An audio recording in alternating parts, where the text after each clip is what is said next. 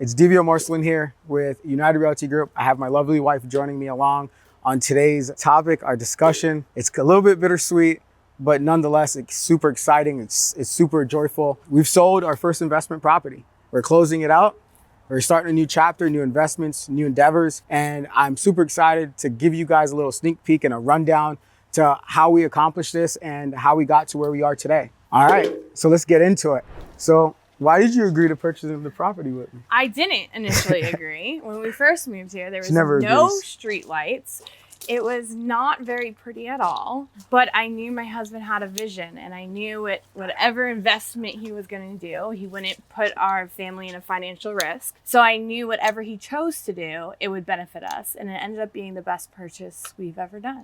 You don't understand, when we bought this property, it was completely unlivable. And there's so much things we had to do to just get it across the finish line. We had a chance to physically see this neighborhood completely turn over from 2019 to 2024 to be where it is. You know, picking this property up for $360,000 and now to be able to sell it for $1 million plus. I look at a house as a depreciating asset. It's more or less like a liability. It definitely increases in value. But for me, I wanted an income producing asset where we had the opportunity to house hack. And what I mean by that is where the first 2 years of us owning this property, we had a hell of a lot less kids. We lived on one side and then we rented out the other. So that really helped with being able to cover additional expenses as far as daycare, just starting our family, really being able to lay out a solid foundation and not be rent poor or mortgage poor coming into this situation. Granted, rates were a lot different than they were today. The funny story with this one is I was just driving the neighborhood and I called her and said, hey, I found a property. The sellers are for sale by owners and they're asking for $450,000. How we went from $450 to $360, I can't give you all the secrets now. So this is the backyard. Of course, when we lived here, we had 2 kids. They had splash pads out here and they lived a life. They'll still tell you it's like the best thing ever. Even though we have a nice big pool in our house in Boca, they love their splash pad back here. We went throughout the gate in the golf cart back here as well. So we just spent so much time back here as a family. Just coming into this project, you have to understand, we completely stripped this down to the studs. We had my dad come down here, like bringing plywood in his truck all the way from New Jersey to help us like reframe the house, because that's what he does. There's so many like special moments in this house of like when we first bought it to where it is today, just because we know what the inside of this house looks like. We've done a lot of this work, and even if we hired someone, we were still so hands-on with everything we did. Yeah, I mean, we started off with, new roof, impact windows, electrical, plumbing. There's nothing in this property that we did not have to not touch coming into purchasing it. I want to take you guys inside so you can see inside the property and just some of all the things that we've done to improve it overall.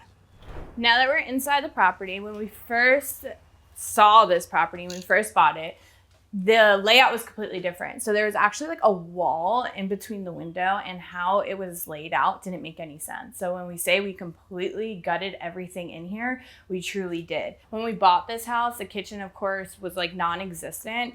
For example, I could tell you that the people's electric bill before here was averaging like $10 a month. So meaning like they didn't have like a stove or anything that was even working. So anything in here is literally new, from the floor mat to the AC, literally everything, because none of that was existent prior. When we lived here, we had 2 kids in this small, tiny bedroom. We had a bunk bed, a dresser, and no door. They just ran in here, in and out.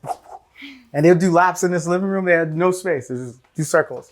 This was like a family room, basically. So we ended up all essentially being in our bedroom because it was the only one with a lot of space, considering the kids' room was just filled with toys. When we did live here, all of us, it did force us to be more closer as a family. There was no way of avoiding someone going into my office to work or doing anything. It was either the backyard, living room, or this room. It was just 3 spaces. That's all you had. And, I'm so glad we had the opportunity, whereas now I'm a lot older, that we made those sacrifices at an earlier stage in our lives, in our career, and within our family to really be able to put us to the position that we're in today. If you ever worked with me before, you ever been my buyer, or you've been on my listing side with me, you know how I operate.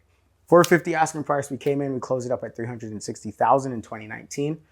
Immediately right after closing, you got to understand the market. You got to see what's going on in the community. You have to know what's going on in your community if you're going to invest in it. The city of Delray Beach and the CRA, they launched the initiative, the Osceola Park Redevelopment Project, where that's basically essentially they came in, ripped up all the roads, put in streetlights, put in infrastructure, and really made a 360 turnaround for this entire community. We saw rental rates start to slowly increase. And I'm a real estate broker full time. So being able to see what's going on in the real estate market for Delray Beach and how it was shifting was incredible. And there's no perfect time to buy or sell, but timing it and being on the right side of executing is no greater feeling than that. For any young couples or someone that's starting their family or someone interested in investing, some of the lessons I've learned here and what I would want you to understand is you just have to trust yourself.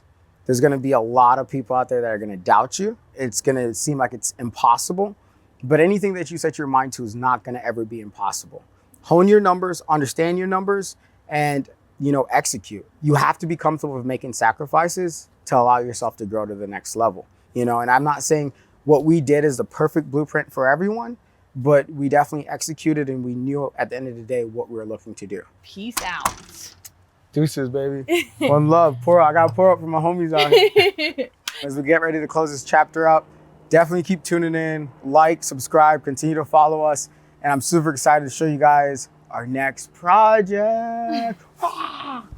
Peace out, 344.